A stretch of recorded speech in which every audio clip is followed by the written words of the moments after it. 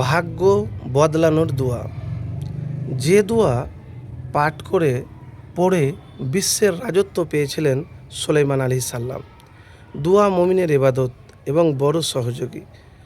মুমিন যখন দোয়া করে তখন আল্লাহ তাআলা খুশি হন। আল্লাহর কাছে না চাইলে তিনি অসন্তুষ্ট হন। এজন্য রাসূলুল্লাহ সাল্লাল্লাহু আলাইহি সাল্লাম দোয়াকে ইবাদতের মগজ বলেছেন। নবীজি সাল্লাল্লাহু আলাইহি সাল্লাম বলেছেন, ভাগ্য দোয়া ছাড়া কোনো কিছুতেই বদলায় না।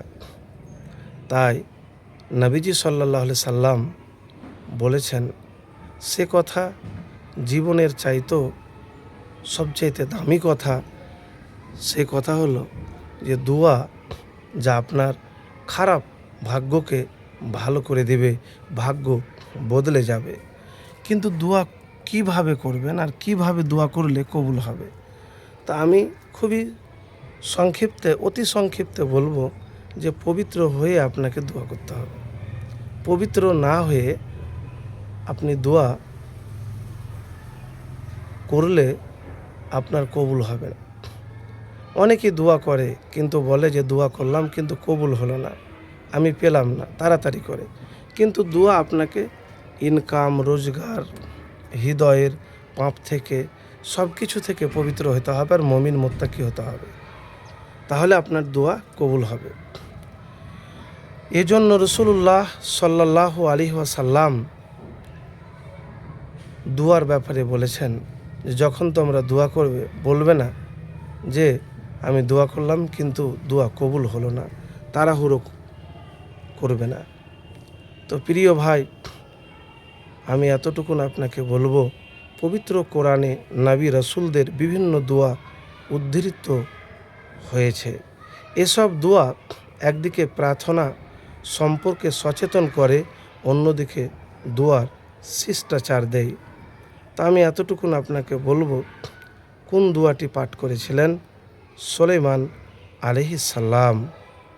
তো সেই দোয়ার কথা আমি বলবো, রব্বি হাবলি মুলকান লা ইয়ামবাগি লি আহাদিম মিন বাদি ইন্নাকা আনতাল ওয়াহাব।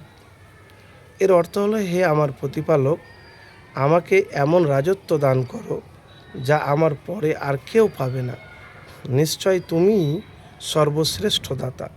এই দোয়াটি কোরআনের সূরা সাবার 28 নম্বর আয়াতে উল্লেখ আছে, যা নবী সুলাইমান আলাইহিস সালাম আল্লাহর কাছে করেছিলেন। নম্রতা ও কৃতজ্ঞতা। এই দোয়ার মাধ্যমে সুলাইমান আলাইহিস সালাম আল্লাহর প্রতি নম্রতা ও কৃতজ্ঞতা প্রকাশ করেন, কারণ তিনি আল্লাহর দেওয়া রাজত্বকে একটি বিশাল নিয়ামত হিসাবে দেখতেন। অদ্বিতীয় রাজত্বের আকাঙ্ক্ষা। তিনি আল্লাহর কাছে এমন একটি রাজত্বের জন্য প্রার্থনা করেন যা তার পরে অন্য কেউ পাবে না। এটি তার এক বিশেষ মর্যাদা ও ক্ষমতার জন্য আল্লাহর কাছে চাওয়া। তো প্রিয় ভাই, এই দোয়া একবার করে দেখুন। আপনার জীবনে কিছু নাই, বাড়ি নাই, গাড়ি নাই, ধন দৌলত, টাকা পয়সা নাই, বাড়ি গাড়ি ধন দৌলত সব মিলবে। একবার এই দোয়া করুন, আর যেভাবে আপনাকে বললাম সময়কে কাজে লাগান, আল্লাহর প্রতি পূর্ণ ভরসা রাখুন। আর কখনো বলবেন না যে আমি দোয়া করলাম কিন্তু দোয়া আমার কবুল হলো না। তো এতটুকুন আপনার কাছে আমার আবেদন রইল যে পবিত্র হয়ে সব দিক থেকে রোজগার, ইনকাম, পবিত্র, গুনহা, মানে এক কথায় আপনাকে মুত্তাকি মুমিন হতে হবে।